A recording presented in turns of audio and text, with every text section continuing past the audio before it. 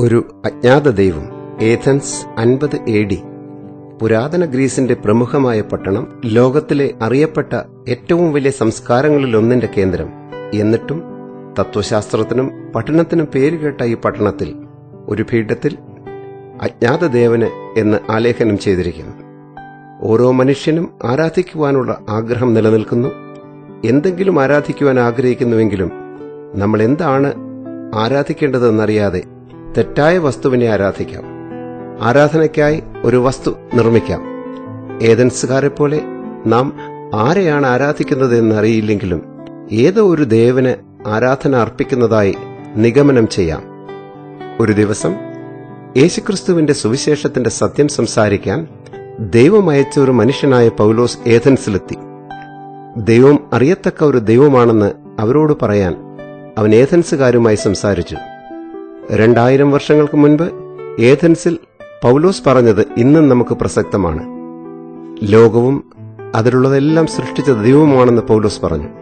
സൃഷ്ടാവെന്ന നിലയിൽ അവൻ ആകാശത്തിന്റെയും ഭൂമിയുടെയും ഉടമയായ കർത്താവ് കൂടിയാണ്. ഈ ജീവിക്കുന്ന ദൈവം മനുഷ്യ കൈകൊണ്ട് നിർമ്മിച്ച ഒരു ക്ഷേത്രത്തിൽ വസിക്കുന്നില്ല.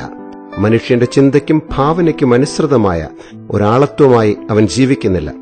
പകരം എല്ലാറ്റിനും ജീവനും ശ്വാസവും നൽകുന്നവനായി ജീവന്റെ ഉറവിടമാണ് ഈ ദൈവം. ഭൂമിയുടെ മുഖത്ത് വസിക്കുന്ന എല്ലാ ജനതയുടെയും സൃഷ്ടാവ് കൂടിയാണ് ദൈവം. അതിനാൽ എല്ലാ മനുഷ്യകുലത്തിന്റെയും ഉറവിടം അവനാണ്. താൻ നിർണയിച്ച മനുഷ്യനായ യേശുക്രിസ്തുവിലൂടെ ലോകത്തെ മുഴുവൻ വിധിക്കുന്ന ഒരു ദിവസം ദൈവം നിശ്ചയിച്ചിട്ടുണ്ടെന്നും പൗലോസ് പറഞ്ഞു. ഒരു ദൈവമനുഷ്യനായി വന്ന ദൈവം തന്നെയാണ് ഈ യേശു. യേശു പാപരഹിതമായി ജീവിതം നയിച്ചു. തുടർന്ന് അവൻ ലോകത്തിന്റെ പാപം നീക്കുന്നതിനായി ക്രൂശിൽ മരിച്ചു. അവൻ മരണത്തിൽ തുടർന്നില്ല. അവൻ മരിച്ചവരിൽ നിന്ന് ഉയർപ്പിക്കപ്പെട്ടു. ഒരു ദിവസം അവൻ ഈ ഭൂമിയിലേക്ക് മടങ്ങിവരും. പൗലോസ് തുടർന്ന് പറഞ്ഞു, അപ്പോസ്തലപ്രവൃത്തികൾ 17:27, അവർ ദൈവത്തെ തപ്പി നോക്കി കണ്ടെത്തുമോ എന്ന് വെച്ച് അവനെ അന്വേഷിക്കേണ്ടതിന് തന്നെ അവൻ നമ്മിൽ ആർക്കും അകന്നിരിക്കുന്നവനല്ലതാനും. ദൈവം സർവ്വവ്യാപിയായ ആത്മാവാണ്. നിങ്ങൾ ഇത് വായിക്കുമ്പോൾ തന്നെ അവൻ എവിടെയുണ്ട്? നിങ്ങൾ അന്വേഷിച്ചാൽ നിങ്ങൾ അവനെ കണ്ടെത്തും.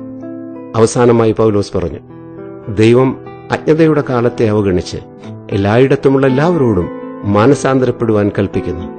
മാനസാന്തരപ്പെടുക എന്നാൽ മനം തിരിക എന്നാണ്. നാം അറിയാതെ പോലും അല്ലെങ്കിൽ സത്യദൈവത്തെ അംഗീകരിക്കാത്തതിൽ നിന്ന് നാം മനം തിരിയണം. നാം അവനിലേക്ക് തിരിയുമ്പോൾ ഒന്നിൽ വിശ്വസിക്കണം.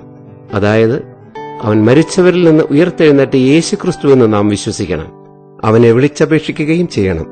അവൻ നമ്മുടെ പാപങ്ങൾ ക്ഷമിക്കുകയും നമ്മിൽ വസിക്കുകയും ചെയ്യും. നാം അവനെ യഥാർത്ഥത്തിൽ അറിയും. നിങ്ങൾക്ക് ഒരു അജ്ഞാതനായ ദൈവമായിരിക്കുവാൻ ദൈവം ആഗ്രഹിക്കുന്നില്ല. അവനിലേക്ക് തിരിഞ്ഞ് ഈ ലളിതമായ പ്രാർത്ഥനയിലൂടെ നിങ്ങൾക്കിപ്പോൾ അവനെ അറിയുവാൻ കഴിയും. കർത്താവായ യേശുവേ, നീയാണ് യഥാർത്ഥ ദൈവം, എന്റെ സൃഷ്ടാവും വീണ്ടെടുപ്പുകാരനും. ഞാൻ അറിയപ്പെടുന്നതിന് നീ വന്നതിനായി നന്ദി. എന്റെ പാപങ്ങൾക്കായി മരിച്ചതിന് നന്ദി. മരിച്ചവരിൽ നിന്ന് നീ ഉയർത്തെഴുന്നേറ്റുവെന്ന് ഞാൻ വിശ്വസിക്കുന്നു.